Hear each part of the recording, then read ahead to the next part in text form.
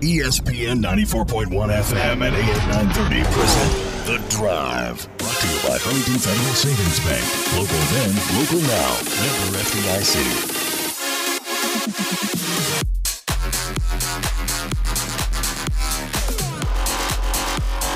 Welcome into this Tuesday, February 18th edition. Your drive begins now on ESPN 94.1 FM and AM 930. I'm your host, Paul Swann. Thanks for tuning in. We appreciate that. You can join the program by calling the Miller Lite phone lines, 877-420-TALK, 877-420-8255. Miller Lite, hold true, great taste, only 96 calories. It is the original light beer. So we've got that weirdness going on right now. We got Marshall basketball coming up, but Marshall basketball, we're several days away. We don't have a Thursday game to talk about. We wrapped up what happened over the weekend yesterday. We talked a little bit about pod play yesterday, and we're going to talk about pod play again today. And, of course, Thundering Herd in pod 2. Group 2, no chance to work their way up into that top group now. They are locked in. I mean, they could get hot right now. The Herd could get hot again. And they could have had an opportunity to finish in the top grouping, maybe get a first-round bye. I know, wishful thinking maybe. Maybe I'm being optimistic. That's okay. I'm allowed to be optimistic. But at the same time, Thundering Herd now just fighting for seeding positioning here. And I'm still not a fan of pod play. I don't see the tangible benefit for Marshall or for Conference USA. Because something I like to do, I like looking at the net, always like looking at the net. It's easily available. You're kind of curious where Marshall's at when it comes to the net ranking and where Conference USA is at when it comes to the net ranking. Well, Conference USA, not so good. Nothing's really changed. We talked about this a little bit yesterday. I'll just touch on it. North Texas, Louisiana Tech, 90 and 93 respectively. So you don't want them facing off against Rice in the last couple of weeks. Rice with a 213 net, or Southern Miss with a 257 net. You don't want that, right? Because you don't want your top teams taking a bad loss. You're trying to protect your bad teams from ruining the good team's record. That's what you're trying to do. Because we don't want that. We don't want Southern Miss or Rice to knock off one of the top teams in Conference USA. We don't want that. We don't want Conference USA just to be a one-bid league. We don't want that at all. And so here we are with group play coming down once again to what end, I don't know. Because there's no chance whatsoever for this to really boost Conference USA.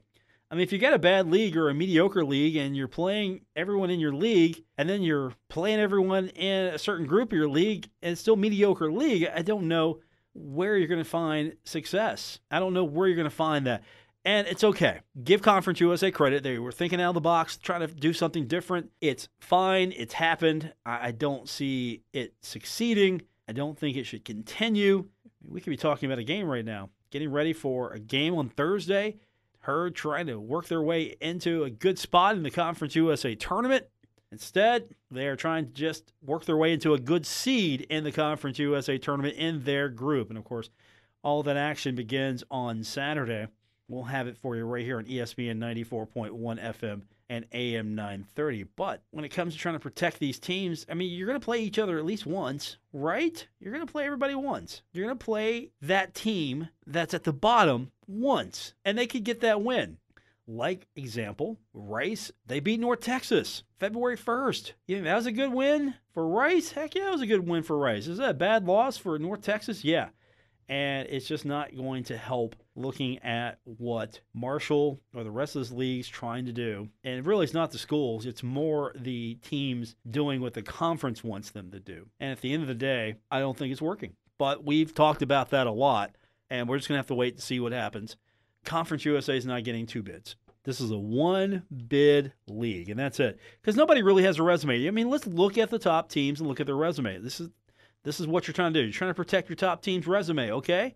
So let's look at the resumes here and see what you got. Okay, you have North Texas, net ranking of 90, as I mentioned. And you look at their schedule, where are the signature wins? They've got losses, VCU, Arkansas, Eastern Michigan, Rhode Island, Utah State, Oklahoma, Dayton, they've got losses. Western Kentucky, they lost to them. They lost to Rice. Other than that, they've been pretty solid in Conference USA. Where are the signature wins? Is there a signature win in Conference USA? No, not really, because they're the best team. Is there a signature win in the non-conference? Well, they beat Oklahoma Christian. North Carolina A&T, they beat them. They beat UT Arlington. They beat Little Rock, Arkansas Pine Bluff. They beat them. Texas Wesleyan beat them. No signature wins here. Is this an at-large team? I don't think so. Is this a team that wins their conference is deserving of getting into the tournament? Yeah, you can say that, make that argument. And then you look at the other team. Let's say Louisiana Tech, right? Louisiana Tech, well, I'm going to tell you right now, they definitely don't have anything that's on the resume that can build them up. So Louisiana Tech. Let's see. They have wins against A&M Corpus Christi. They have wins against Mississippi Valley, Samford, Mississippi State, Louisiana, NC Central. And then you look at the rest of this and you think, okay, where's the signature win here? They lost to Creighton. Okay, that's not terrible. They lost to Indiana. That wasn't terrible. They lost to Sam Houston State. That's not terrible there. They lost to UTSA. They lost to North Texas. They lost to Western Kentucky and Marshall in back-to-back fashion. And now they can maybe improve their resume just a little bit with North Texas. What kind of boost do you get? If you're North Texas, do you get a boost or are you just staying put? If you beat Western Kentucky, are you getting a boost or are you staying put? You're probably staying put. FIU and Charlotte are in this thing, by the way. And FIU and Charlotte, they're not exactly great. It's not bad. It's not great either. So you're locked in, FIU and Charlotte. What does that mean? Well, that means FIU has a net of 174. And Charlotte has a net of 173. So Charlotte and FIU, they've got something to gain, but really they don't. All they're playing for is seeding. Again, the top 5 teams are playing for seeding at this moment, and 4 of the 5 will get first-round byes. If Western Kentucky, Charlotte, and FIU can work their way in and knock Louisiana Tech or North Texas out of one of those first-round byes, well, 1, they would have earned it because they beat them, and 2, that doesn't help your overall conference resume because, again, 90 and 93, North Texas, Louisiana Tech, 90 and 93 at the net. And the net's not the ultimate decider here. It's not going to be – they're not just going to go down the list and say, okay, let's look at the net.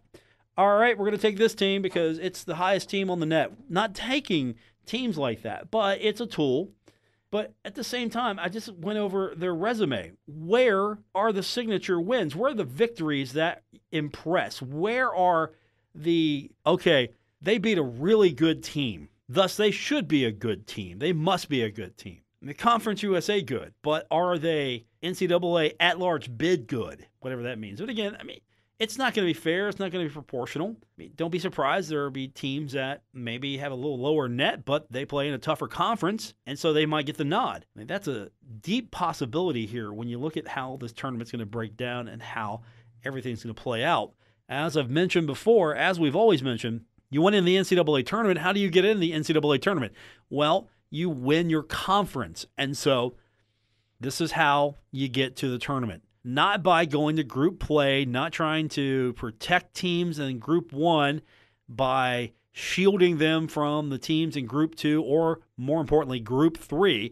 You're not going to improve your resume. You're not going to keep your squad viable. You're just making it more difficult. You're adding some complication, a layer of complication to this. It's simple. Play your conference games, play your tournament, see what happens. You want to get an at-large bid? 1, play tougher competition out of conference. 2, beat tougher competition out of conference. That's how you get into the NCAA tournament if you are one of these lower-level, mid-level teams. That's it. That's how you do it. Because your conference isn't regarded as tougher competition. So you got to get those victories if you're Marshall, Western Kentucky, Louisiana Tech, North Texas, Charlotte. If you're these teams, FIU, if you're these teams, you've got to go out and win in your non-conference and win convincingly or win against better opponents across the board. Have close losses, have tough, close losses and good victories over higher level opponents. That's how you get in if you're in one of these situations where you're an at-large bid waiting to happen, but you're in a conference that isn't good enough to justify or warrant you getting that at-large bid. And so pod play, we leave it alone for right now because there's another tournament coming. And I don't know if you've been following the news, but yesterday, let's go back a minute. Yesterday on the show, we're talking about the ELAM ending and how it was put into the All-Star game. And Dave Walsh, not necessarily familiar with it. Dave, of course, being on the show yesterday, the former Young Thunder here quarterback, not necessarily familiar with it. Well, I had to explain to him where it came from, what its purpose is, and I referenced the basketball tournament. Well, the basketball tournament announced where they're going to be holding regional rounds today, and one's coming close to a city near you. I'll give you a hint. It's not Huntington, and I'll give you another hint. It's not Morgantown, and we'll talk about that when we continue on today's edition of The Drive on ESPN 94.1 FM and AM 930. Online resource about learning and attention issues to help your child thrive. Brought to you by Understood.org and the Ad Council. Buckle up. Paul Swann has the wheel on The Drive, ESPN 94.1 FM and AM 930.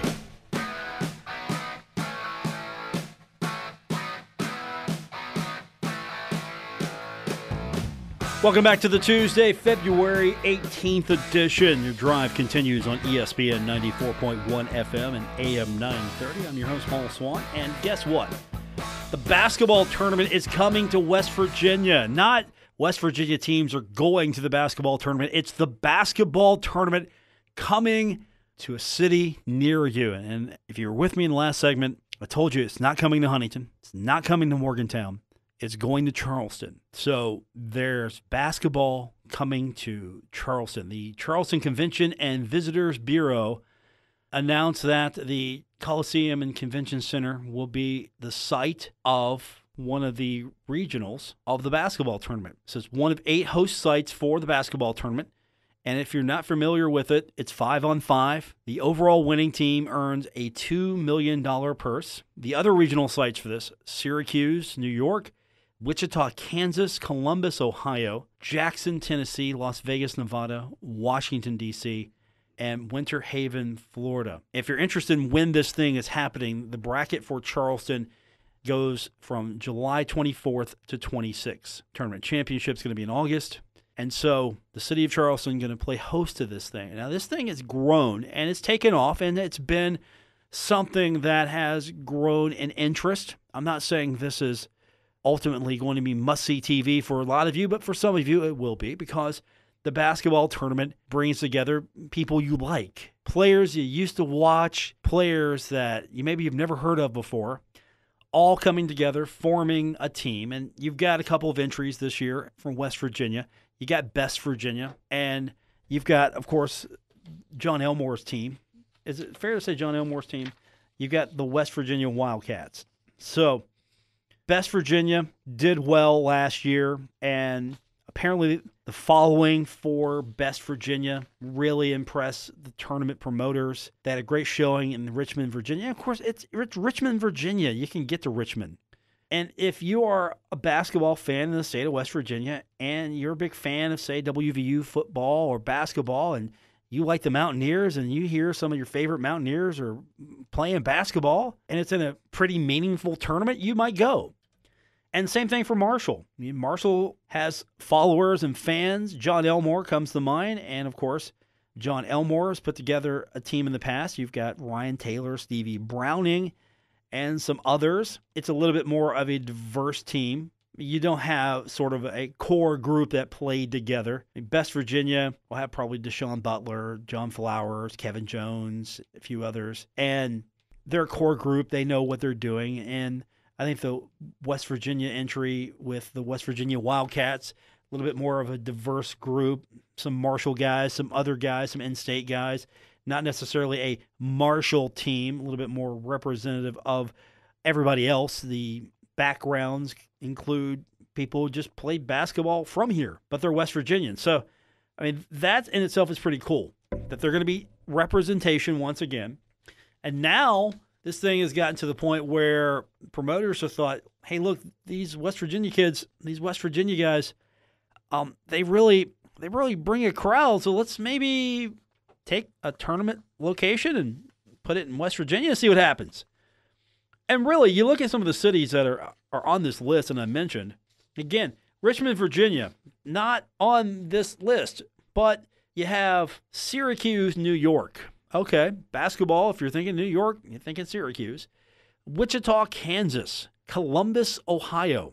Jackson, Tennessee. Las Vegas, Nevada. Washington, D.C., and Winter Haven, Florida. And this is an opportunity for Charleston. I mean, they spent a lot of money reworking that convention center. They spent a lot of money. I mean, you got this brand new convention center. You've got some improvements made to the arena, I'm sure, things that really attract events like this. And here it is. Charleston's becoming a destination city. And you're going to see basketball tournaments there. If this is successful, I mean, do they make a play for some other events? I don't know if they would get an NCAA regional. I don't know if the capacity is enough. I don't know if Charleston could pull off an NCAA regional. I don't think they could. Never say never. But I mean, is this proof of concept? Look, we can handle a tournament. I mean, again, I'm apples and oranges here. The basketball tournament, which is fun in itself. But now this is going to introduce a lot of people to the ELAM ending. And I think that's fun. And I'm probably going to have to take Dave Walsh to this thing. Because if you were with us yesterday, I need to recap you on this if you weren't with us yesterday or in last segment, the NBA All-Star Game, fourth quarter, in a really fascinating move, decided to change things up. So you got the shot clock, and that's it. No running clock. Instead, we're going to tack on 24 points. Team that has the high score, we're going to put 24 points on the target score to give you what you need. So you've got this score, you got to make this score now to win. And so the other team knows, all right, this is what we got to score to win. We got to go out and do it. And LeBron's team, playing down by 9, comes back and wins. And what this is supposed to do is eliminate things like free throws, teams fouling to try to force free throws. It eliminates all of this stuff because it's not you're playing to the clock now, you're playing to the target score. And these games end quicker because how much excitement is there when you're dragging a game out? You're sitting there, you're watching the game, and then it gets to a point where you're just dragging this thing out. The other team is trying to foul. You go to the line. If you make both, great. If you miss one, the other team rebounds, tries to go down, get a quick score to try to trade baskets with you. If you miss, Marshall, say, is forcing this. Other team misses. Marshall gets the ball. They go down, score real quick. And then they go foul again, send you back to the line. And then you got to go make more free throws. And it's an attempt to basically say, all right, we're going to put you on the line. You're going to have to beat us on the line, but you're playing to the clock. You're not playing to the score. Well, with the ELAM ending 4 minutes or with a natural timeout 4 minutes and under, the clock is stopped. No more clock. And then the target score is announced. And so you want to finish this game out, you got to hit the target score. You got to be the first one to hit that target score. And that's what the cool thing about the basketball tournament is. It introduced really to a lot of people the way this basketball ending could be implemented. And I don't know if it's the way to go, but if the NBA game is any indication, the NBA All-Star Game, that fourth quarter, it was fun. That was one of the best quarters of basketball I've seen in a long time, period. And, of course, you get the best of the best going against each other. But still, it was fun. I don't know if that's going to improve the game, speed the game up, or give it more flow. Because there wasn't, okay, we're going to foul you, and then we're going to try to go and outscore you. Because if you miss one, then we can hit a 2 or a 3, and we can make that up quick. And we keep doing that. And we stop the clock, and we go and do that again. And we send other people but guys are starting to foul out, and it's just a drag. Game's over at that point, just about. I mean, there's no quit, but still. No, here's a great way to solve that. Now, I don't know if they would do an untimed fourth quarter in college or the NBA. I don't know if that would happen, if you could do it untimed completely. Just, okay, fourth quarter, no clock. Here's the target score. Go get it. I think that would be fascinating to see every single game. I mean, would the NBA be the one to do it first? Would they implement that? Would it be something you put in the college game? Because really, I think the college game might benefit from it more. If you have that And would you go with the, okay, we're not going to time the fourth quarter period, or, okay, we're going to turn the clock off about 4 minutes ago. Here's the target score. You got to get to the target score. Or some of you are just saying, hey, no, let's let them go play. Let them go play. Forget this clock thing. Let's let them go play. And if it ends on a contest of free throws, it ends on a contest of free throws. If it ends in a blowout, it ends in a blowout. Forget this. We want to play good old-fashioned, normal basketball. But can you imagine how exciting the fourth quarter would be? How exciting the fourth quarter would be. And also, I'm going to tell you this right now, and it happens everywhere. So I'm not picking on just anybody here. I'm not picking on specific people. But there are a group of people, the game is not even over, and they get up after a certain point, and they've decided, you know what? We're done. If Marshall's got a 10-point lead, okay, we're done. We've seen enough. We're out of here. We're good. We've got our fill of basketball. And I'm sure some people are legitimately leaving because, well, maybe they've got to be somewhere. Or, of course, the always dangerous and very, very deadly traffic jams in Huntington. Want to beat those. No, people just get up and leave. Well, nobody leaving during that fourth quarter of the All-Star game. Nobody was leaving. Because that thing was not decided until it was decided. And that's what is really exciting about that, because the fourth quarter meant something. There wasn't, oh, okay, they've got this. I'm done. I don't have to see it. Yeah, I'm going home. I'm good. Now, it's not my job to tell you when you can stay and when you can go to go see a basketball game. You want to get up and go? Sure. But wouldn't it be fun to see who gets to the target score? Stick around. Stay until you get to that final conclusion, because it's not over until it's over. There's no, okay, they've got this, about a minute or so to go. Okay, they've got this. No, there's no minute or so to go. There is hit the target score and you win. And so I hope there are good crowds for this thing in Charleston, and I'm probably going to try to get up there myself. And I'm definitely kidnapping Dave Walsh. We're going to take him up there. I'll make him drive. See, that's the key. I'm going to make him drive. And we're going to go up there. We're going to watch this thing, and we're going to possibly see if more people will get excited about the ELAM ending. I love that. It's a great concept. I think I like the NBA version of it better just because it was just, here you go. Target score, no clock, go get it. Who wants it more? And with the way it's done in the basketball tournament, after a certain amount of time, 4 minutes or less, stop the clock. Okay, here's the target score. Who wants it more? So you have an opportunity for the team that's trailing to know, okay, this is what we got to make up. All of a sudden, they're not too keen on putting the other team on the line because that gets them 1 or 2 baskets closer to the target score, because it's not the clock that's going to beat you. It's going to be the target score. So I'm excited about this tournament. And a few years ago, when these things came out, because, you got the summer basketball tournaments, and the basketball tournament seems to be something that has really grown into, I'm going to say, a fun event. It's something that I will look forward to seeing. I mean, it's not the best basketball in the world, but it's not bad either. And it's fun because you got teams you can root for. I mean, they're based on geography at times. I mean, I can go and look at the schedule when it comes out and say, okay, here are the teams I'm going to follow. That's another thing about this is it's coming to West Virginia, and you're going to have a couple of West Virginia teams in it, and when you're going to have players to root for. I mean, how many of you are going to go to Charleston because, hey, look, John Elmore is playing. John Elmore is playing again. I think this will be a huge turnout for at least people who want to see the Mountaineers play, Best Virginia. I mean, let's face it, it's WVU alumni, and that's cool. And the West Virginia Wildcats, you got some Marshall alums there. You got some other guys that are going to be playing, and you're going to have fun rooting for those teams as well. I mean, that's what's cool about this thing is you've got teams you can actually root for. All right, we're going to get your phone calls at 877-420-TALK, 877-420-8255. More on the way. It's The Drive on ESPN 94.1 FM and AM 930. Never miss a moment of The Drive with Paul Swann. Subscribe on Apple Podcasts, Spotify, or wherever you get your podcasts. One thing I'm really passionate about, Cincinnati Bengals football. I'm a lifelong Bengals fan, so I had a lifelong of suffering. There were some good times. Yeah, there were some good times. I think that's good. The 80s were good. A couple of Super Bowl runs thwarted by the 49ers. We're not going to talk about those today, but there's some hope now, right? Because after several years of mediocrity, the Bengals decided to make a change and get rid of Marvin Lewis and what happens? The Bengals lose even more games, and that's okay because you're in full rebuild now. I'm okay with that. I'm on board with that. Rebuild the team. Start from scratch. Tear it down.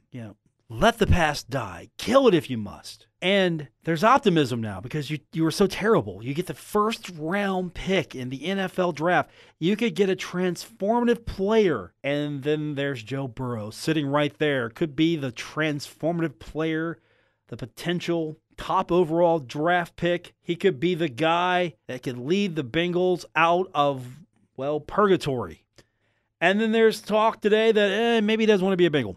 And that he has leverage. And you know what that sounds like? He might Eli Manning this thing. So there was a reception in Fort Worth. He was accepting the Davey O'Brien Award, given to the nation's top college quarterback. And he said that the Bengals have their process, and he has his process. And he also said that we haven't even gotten to the NFL Combine yet. There are a lot of things that happen leading up to the draft and a lot of information gathered. But he said, I do have leverage. And he wouldn't elaborate on that. So now, all of a sudden, is there a possibility that maybe he doesn't want to be a Bengal? And there are a lot of people who are speaking out, saying that you don't want to be a Bengal. You don't do it. Threaten. Use that power. Use that leverage. Don't do it. And my thoughts are, if you don't want to be a Bengal, I think I would be talking to the Bengals instead of the media and just say, look, I really don't think this is going to be the best fit for me. If you can you would you draft me and trade me or not?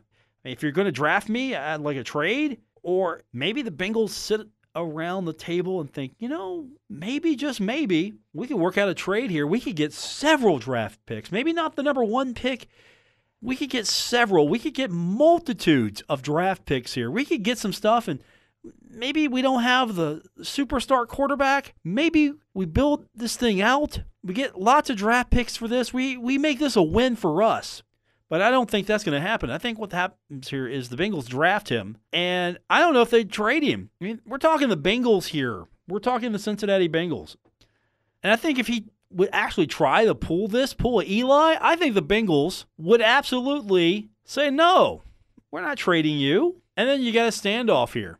And does this mean that Joe Burrow sits and doesn't play for how many years? This is what interests me and scares me at the same time. Because I think as a NFL player, if you're drafted by a team, that's where you're going. That's where you're going. I don't think you, as a new player to the league, unproven, what your college experience is one thing. But still unproven, to go in and go in and say, look, I don't want to play here.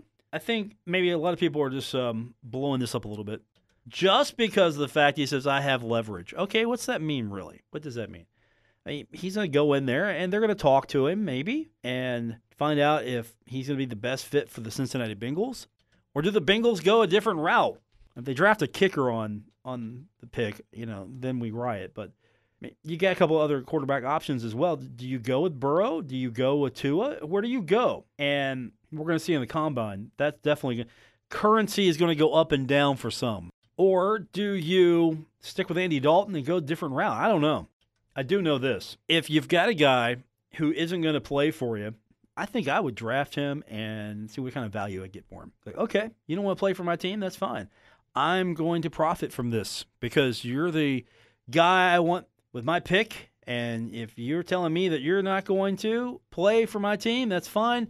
You're either going to sit or I'm going to get something out of this. It's just me. That's just me. I would definitely be the guy who would either make him sit or I'd make myself richer off of it. 877-420-TALK, 877-420-8255. We wrap it up when we continue with today's edition of The Drive here on ESPN 94.1 FM and AM 930. We're taking Paul Swann everywhere. Download or subscribe to The Drive with Paul Swann on Apple Podcasts, Spotify, or wherever you get your podcasts. We're wrapping up today's edition of The Drive on ESPN 94.1 FM and AM 930. Paul Swann, your host. Thanks for tuning in. And it's been if you're listening live, you're not listening on the podcast. It's been a miserable day outside. Overcast right now, darkening skies. It's been pretty nasty out there. So I wish Mother Nature would pick just one season because it's killing me. I'm sitting here having to turn the mic off and cough. It's not in your ear, but because one day it's 30 degrees, the next day it's 65, and the day after that it's below freezing. Mother Nature needs to go home. She's inebriated. So thanks for tuning in on this dreary day. I appreciate it. We're going to try to maybe get some sun lamps in here and brighten this place up a little bit, and hopefully Mother Nature will settle on a season, because here in West Virginia, of course, we celebrate all the seasons every day. It'll be winter in the morning. It'll be spring in the afternoon. It'll be summer and fall right in all the same day here. We, of course, will endeavor to carry on. All right, coming up tomorrow on the show, I got to double check my confirmation, but coming up tomorrow on the show, we're going to have Mr. John Mercer. I got to double check that confirmation, though. We haven't talked tennis in a little bit, so we'll have John come on the show tomorrow, talk to us, and of course, we will get your phone calls in as well. As John is set to be on the show tomorrow, 5:30 p.m. I'm going to double check that right away, because we booked this thing, I think, a week or so ago. And we did it, actually, believe it or not, usually I just text John and say, hey, John, come on the show today. No, we actually booked this thing. So John's actually got time to prepare to be on the show tomorrow. And if you know John, he's already chomping at the bit for Pittsburgh Pirates baseball. If you know John, he's got a lot of things going on, and Marshall tennis too. So looking forward to talking to him. And that is coming up tomorrow on the show. And you never know what else is going to happen. Of course, basketball practice continues tomorrow as the Herd will get right back at it, getting ready for bonus play. Looking forward to that. We'll talk about it all tomorrow, and we'll do it once again, 5:06 right here on ESPN 94.1 FM and AM 930. For everyone who helped make the show possible early today, and for Core Septic, the other show producer today, for making sure to actually have some speaking voice left. I'm Paul Swann. Thanks for tuning in to tonight's edition here on ESPN 94.1 FM and AM 930.